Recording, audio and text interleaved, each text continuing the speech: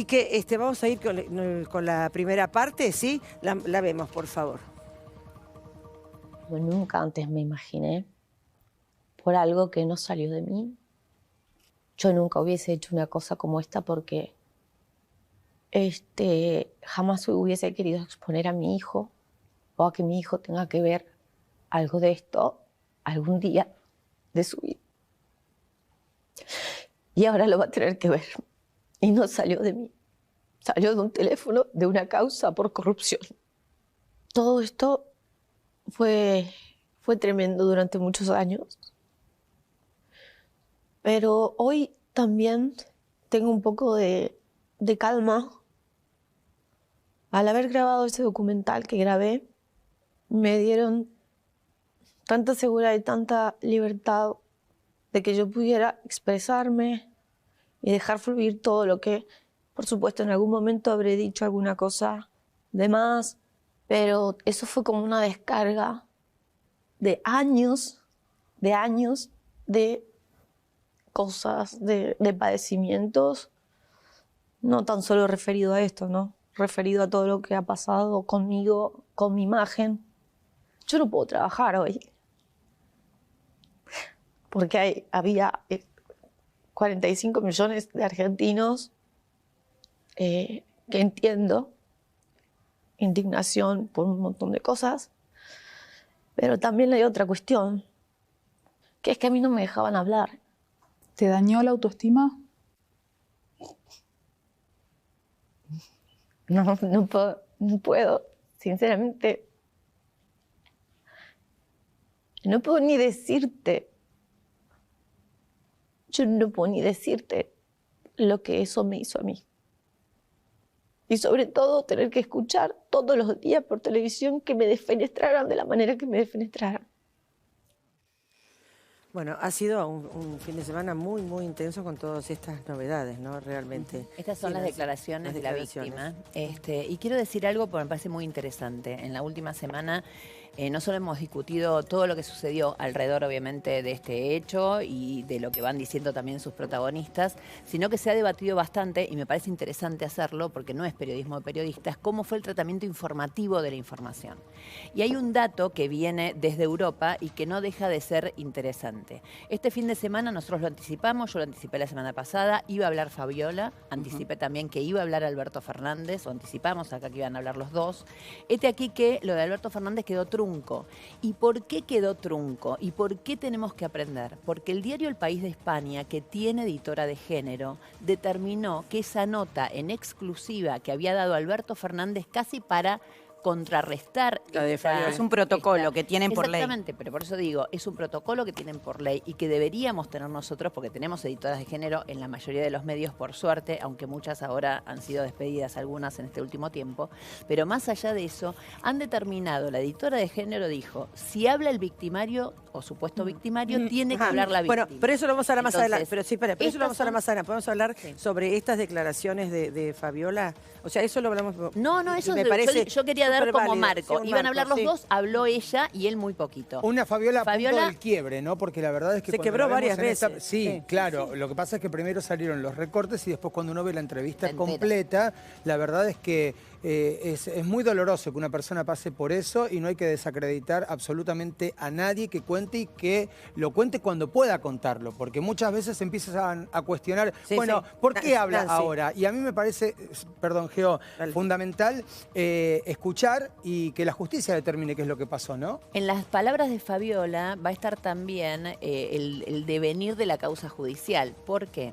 Porque ella habla de que no la dejaban hablar, entre otras cosas. Es lo más fuerte que ha dicho en este testimonio.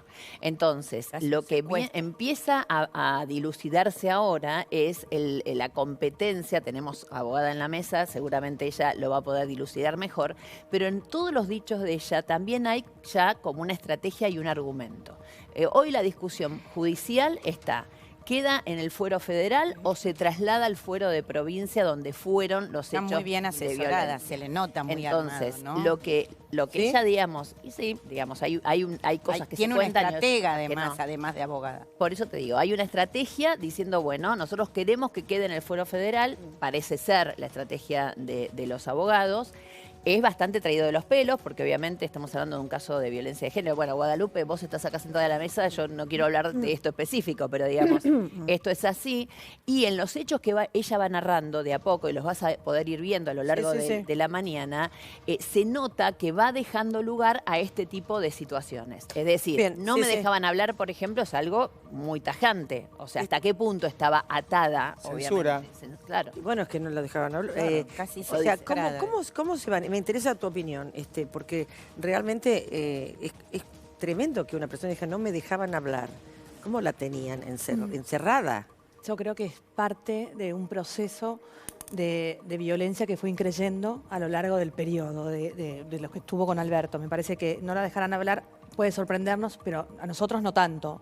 Digo, las víctimas en general no tienen esta libertad, están totalmente coaccionadas. Entonces, es un elemento más de lo que hace la violencia. No la dejaban hablar, no la dejaban salir. Pero hay no que dejaban salir, entender una cosa, no. No la dejaban hablar, ella está hablando del momento en el cual esto es previo, digamos, a lo que se supone que se denuncia después, y que es el momento en el cual se arma el escándalo por el cumpleaños, por la fiesta famosa, y lo que ella dice es que los asesores de comunicación del presidente en ese momento no dejaban que ella saliera a defenderse. Ni hacer su trabajo. Ni hacer su trabajo. Por 5 años de gobierno. Yo creo que no la dejaron hablar nunca. No la dejaron hablar nunca. Yo creo que no la dejaron hablar. Solo dijimos acá. Le pregunto, Camila, no la dejaron hablar, pero además yo la noto siempre, y debe haber estado aún más, temerosa. Porque no se la ve a una mujer que tenga un carácter fuerte, entonces es muchísimo más fácil de dominar y de maltratar. Bueno, ella dice que además de que no la dejaron defenderse, durante mucho tiempo no le escucharon tampoco la denuncia. Eso va a ser la parte penal más importante. Si ella quería hacer una denuncia, quería separarse del victimario y no le permitían hacer eso. Ni físicamente, trasladándose a otro lugar, porque eso podía llevar a un escándalo de separación presidencial. Pero eso importa, digamos, una posible retención de Fabiola en Olivos cuando ella expresaba su intención de irse. Eso podría configurar otro delito, y tenemos la doctora acá, y llevar la causa ya a otro nivel, incluso a nivel pena, ¿no? Porque por ahora lo que se ha hablado en el expediente es lesiones leves, que con todas las agravantes puede tener hasta 3 años. Pero cuando ya hablamos de una privación ilegítima de la libertad, como se empezó a rumorear un poco la semana pasada y ahora Fabiola lo empieza a aclarar con algunos hechos en particular, eso puede agravar todo el caso con un Alberto, digamos, complicado con hasta 10 años. Y además le sumo a Camila que podría caer también en el delito de desobediencia, porque Fabiola dice que aún después de las medidas restrictivas del juez que dictaminó el juez Ercolini, él le siguió mandando mensajes. Por eso el allanamiento también. Por eso el hostigamiento. No, el allanamiento no es por eso. general. No, el allanamiento, el pendrive, el teléfono y el... Pero el allanamiento tenía como objetivo investigar el hostigamiento como un delito aparte. Es decir, terrorismo psicológico. Sí, pero además si incumplió la orden del juez una vez dictaminada. Sí, totalmente, porque no esperan, sí, exactamente. Si él después de que Ercolini le dijo, vos no podés contactarte con la víctima, él insistió. Sí lo insistió. No insistió. Nuestra información Incumplió. Insistió, digamos, en la 239. Vale, chicos, no, les voy a decir porque es muy... Eso sí te puede llevar en cana. A ver. Todo lo demás me parece no te lleva en cana. No, La desobediencia. el tema es... En otro personaje. ¿Cómo van a tipificar? De acuerdo al relato de la víctima, que entiendo que la doctora Gallegos está todavía, de acuerdo al relato de la víctima, cuando ella se presente, supongo como querellante, hará la tipificación. Lesiones leves o lesiones graves, porque hay lesiones psíquicas, que esas continúan en el tiempo. Entonces, acá hay un debate nuevo con respecto a ir por lesiones. A eso iba. Y después tenés esa parte, en concurso, no me salía la palabra, en concurso el incumplimiento, que es el artículo 239, que es el incumplimiento a una orden judicial. Que también todo va a agravar el tipo penal para que se agrave la pena. No, eventualmente incluso otra cosa se le puede quería sacar decir, a un victimario, se le puede sacar la libertad condicional, ¿no? Claro, el relato de la víctima es de una persona que tiene aniquilada la personalidad. Cuando la periodista le dice tu autoestima, también es una de las características de la violencia.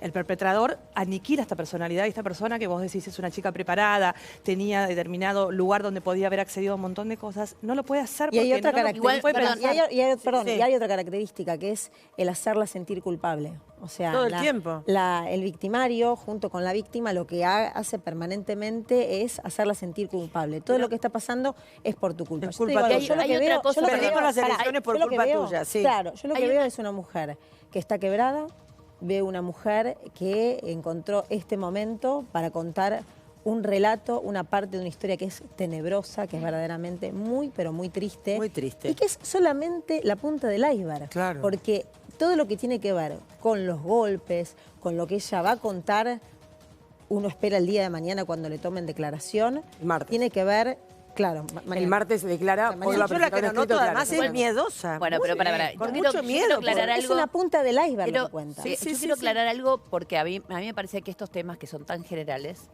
y tan particulares también, porque obviamente estamos hablando de violencia de género en el seno de la casa de un presidente de la nación, con todo lo que esto implica. Quiero también, digamos, tratar de que nos eduquemos entre todos. Una de las cosas que nosotros no podemos decir es que, parece tan frágil y debe ser más fácil manejarla. ¿Por qué? Lo acabo de Porque decir, sí. por eso mismo, pero te explico por qué. Porque hay un montón de mujeres absolutamente fuertes que también las han cagado a trompadas. Entonces, cuando nosotros lo que hacemos es estigmatizar de alguna manera a cómo puede ser la víctima, estamos descorriendo. Entonces, una mujer fuerte no sale a denunciar porque seguro van a creer que en realidad ella también le pegaba al marido. ¿Se entiende esto?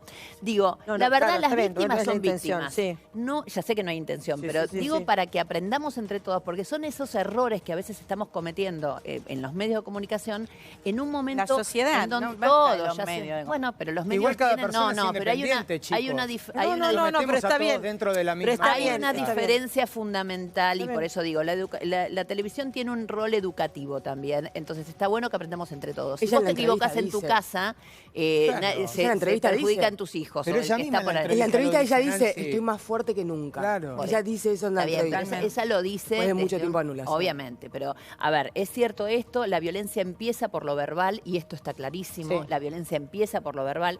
Ella da a entender que hubo ya episodios en el 2016, seguramente lo vamos a estar escuchando. Ahí también, si es en el 2016, fueron el departamento de Puerto Madero, entonces ahí también tiene que ver con dónde se ubica el delito, un delito que además continúa, etcétera. La violencia empieza por lo verbal, empieza por sacarte la autoestima y después termina con los golpes. Eso es así. Sí,